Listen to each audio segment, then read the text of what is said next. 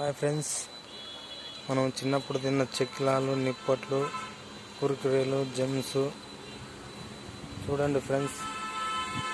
అంటే జబర్దస్త్ ఉందన్నమాట. ఇక్కడ క్వాలిటీ కానీ, ఏదైనా సరుకు కానీ, రేటులో కానీ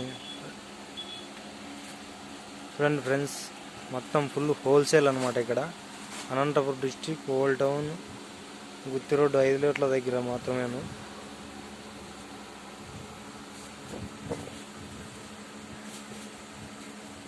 దొరికిందా?